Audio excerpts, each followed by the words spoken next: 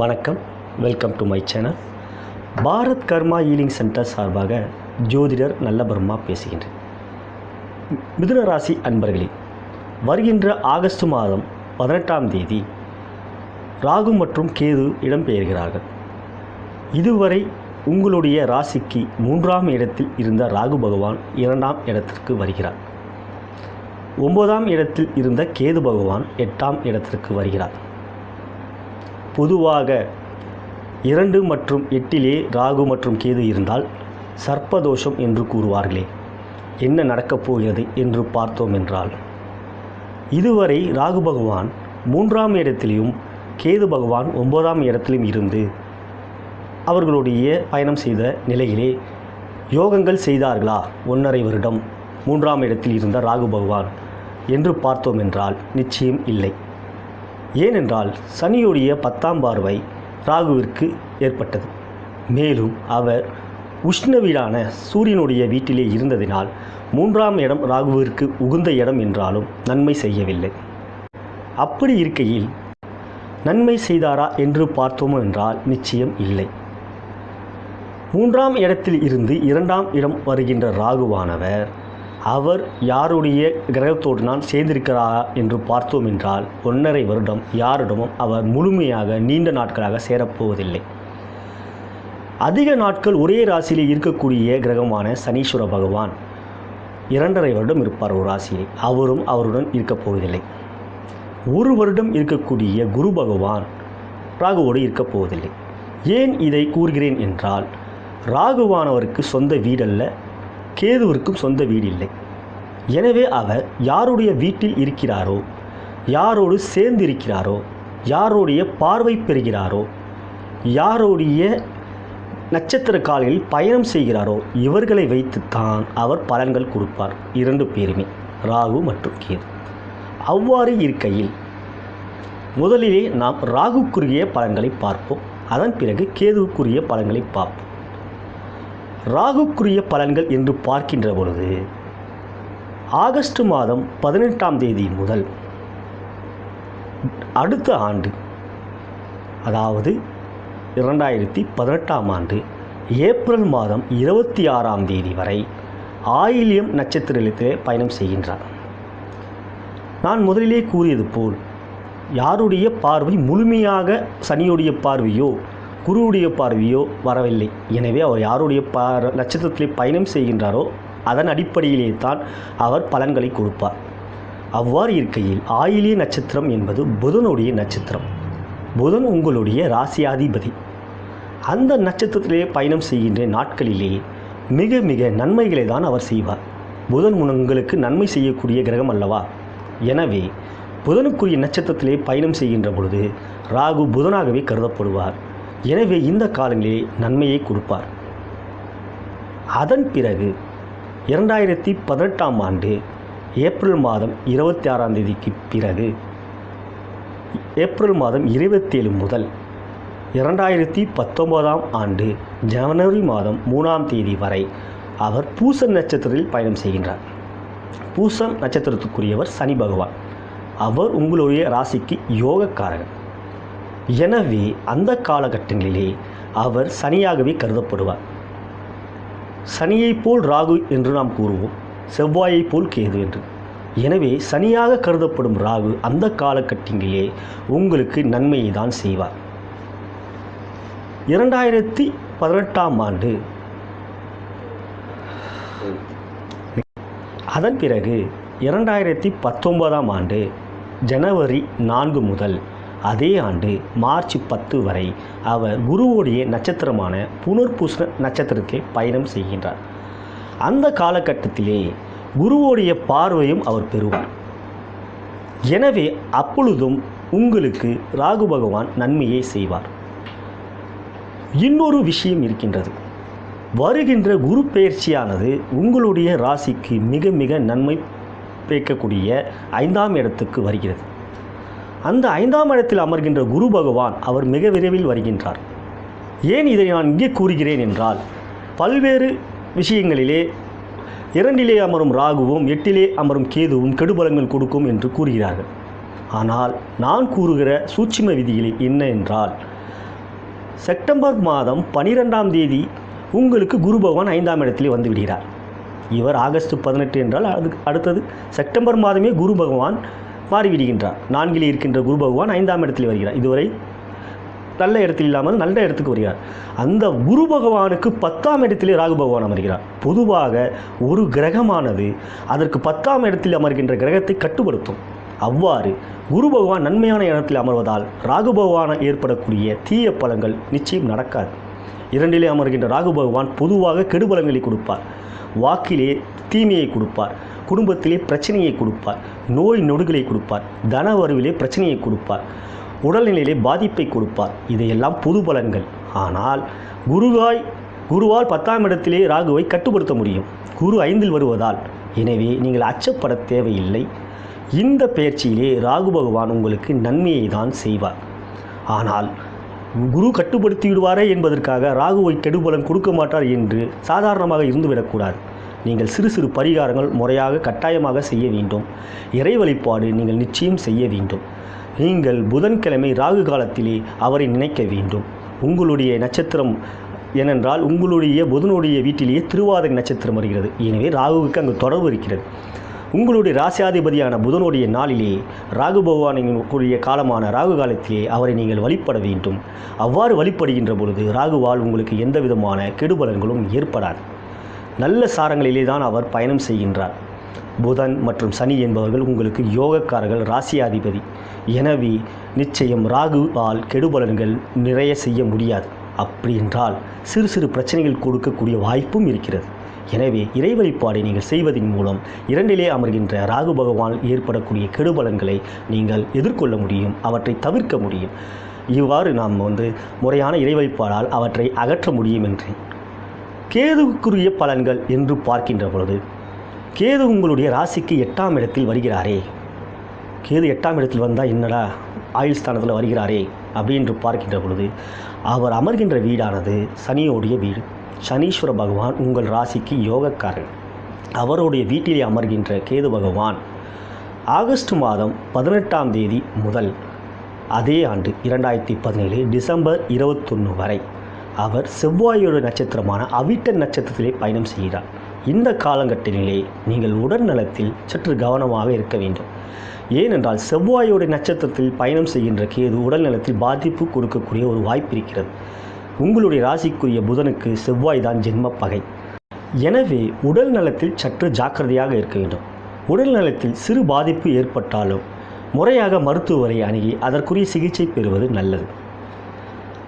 December மாதம் 21ஆம் தேதி 2017 பிறகு டிசம்பர் 22 முதல் 2018 ஆகஸ்ட் 30 வரை அவர் திருவோணம் நட்சத்திரத்தில் பயணம் செய்கின்றார். திருவோணம் நட்சத்திரத்துக்குரியவர் சந்திர பகவான். முக்கிய கிரகங்களின் பார்வை கேதுவின் மேல் இல்லாததினாலும் முக்கிய கிரகங்களின் சேர்க்கை இல்லாததினாலும் அவர் சந்திரனாகவே அப்பொழுது செயல்படுவார். சந்திரன் என்பவர் புதனுக்கு நட்பும் அல்ல, பகையும் அல்ல. எனவே புதனுக்கு அவர் நன்மைதான் செய்வார், கெடுதல் செய்ய மாட்டார். ஆனாலும் நீங்கள் கேது பகவானை வழிபட வேண்டும், மேலும் கணபதியை வழிபட வேண்டும். இந்த காலகட்டங்களிலே உங்களுக்கு நன்மையும் ஏற்படும், தீமையும் ஏற்படும். புதிய முயற்சிகளில் தவிர்ப்பதும் நல்லது. இருக்கிற வேலையிலே நீங்கள் நல்ல பெயரை எடுப்பீர்கள், அதனால் நீங்கள் வேறு வேலைக்கு முயற்சி பண்ணலாமா என்று யோசிக்காதீர்கள். இந்த காலகட்டங்கள் அதற்குரிய நேரம் அல்ல. முறையான வழிபாடு பண்ண வேண்டும். ஆனால் உங்களுடைய ஜனன ஜாதகம் யோகத்திலே இருந்தால், யோக தசை நடந்தால் அதை பற்றி கவலைப்பட வேண்டியதே இல்லை. அது உங்களுடைய ஜனன ஜாதகத்தை பொறுத்து. ஆகஸ்ட் மாதம் 30ஆம் தேதி 2018க்கு பிறகு ஆகஸ்ட் 31 முதல் 2019 மார்ச் 10 வரை அவர் உத்திராட நட்சத்திரத்தில் பயணம் செய்கிறார். சூரியனுடைய நட்சத்திரம். சூரியன் உங்களுக்கு நட்பு கிரகம்தான், முயற்சி ஸ்தானமான 3ஆம் இடத்துக்குரியவர்.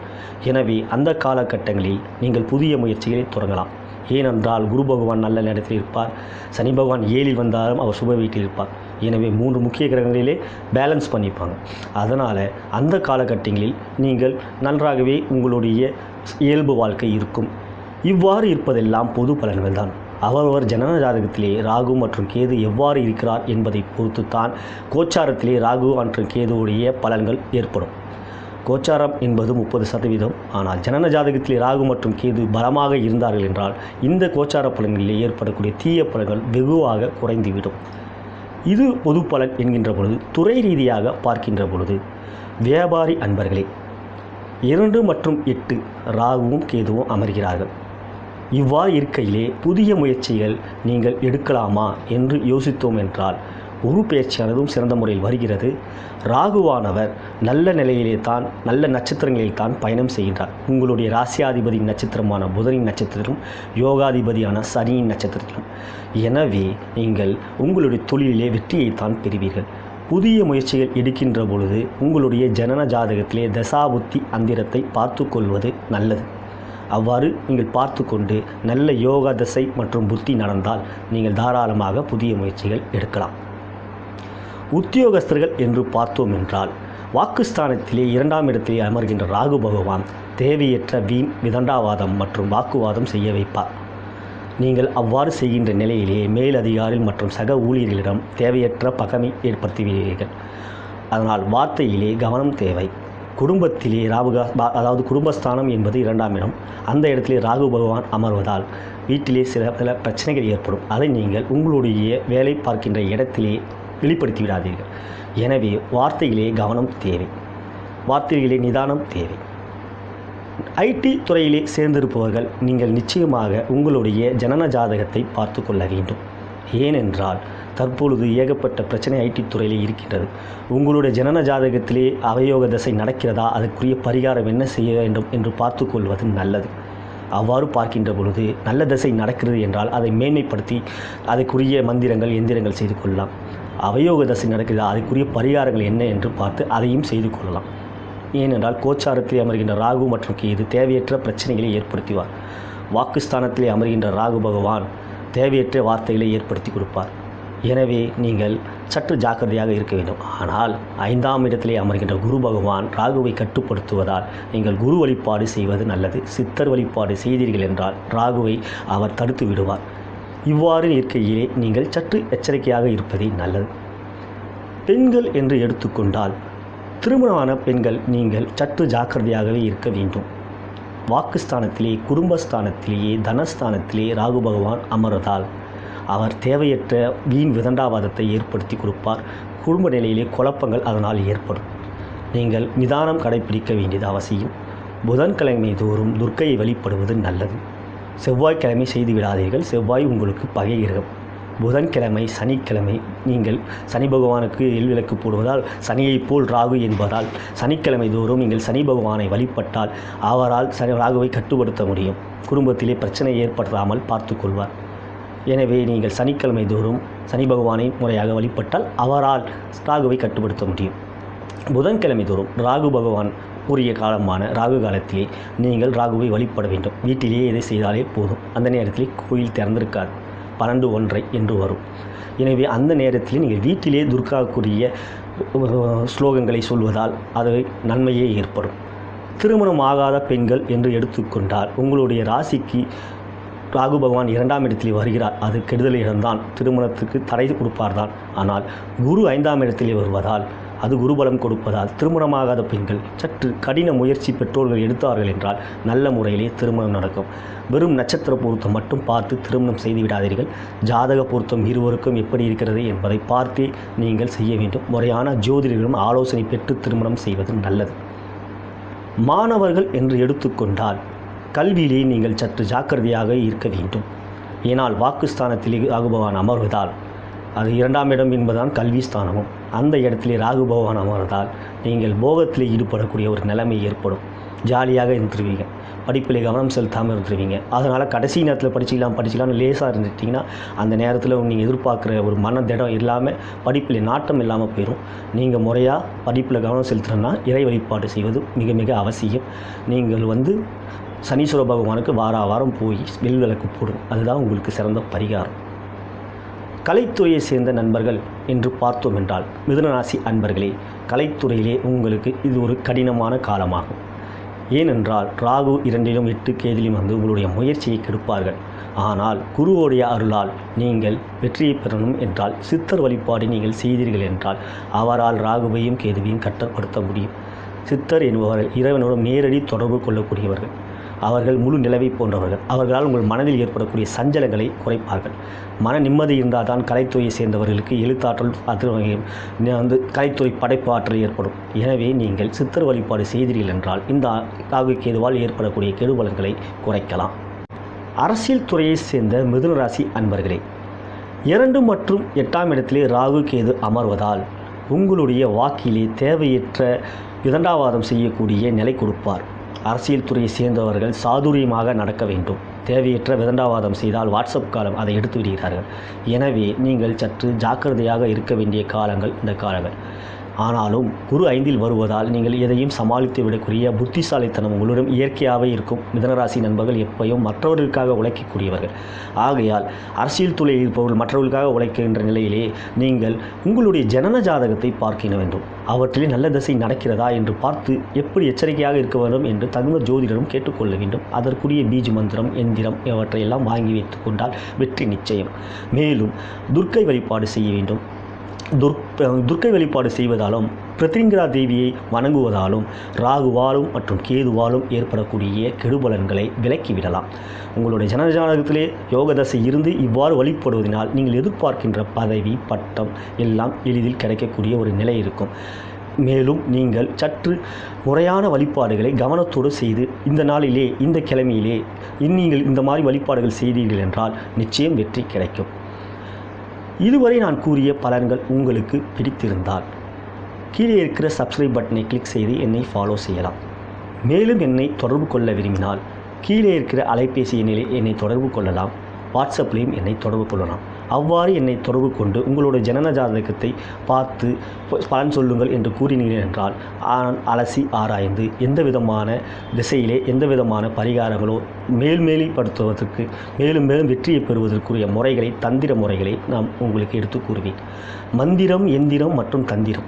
மந்திரம் என்பது நாம் சொல்லுகிறது, எந்திரம் என்பது அவற்றை வைத்து நாம் அந்த மந்திரத்தை சொல்லுவோம். இதற்கென்று தந்திர முறை இருக்கிறது. இவ்வாறு செய்கின்ற முழு வெற்றி நமக்கு எளிதில் கிடைக்கும். எனவே நீங்கள் இந்த முயற்சியில் வேண்டும் என்றால் என்னை நீங்கள் தொடர்பு கொள்ளலாம் என்று கூறி விடைபெறுகிறேன். நன்றி, வணக்கம்.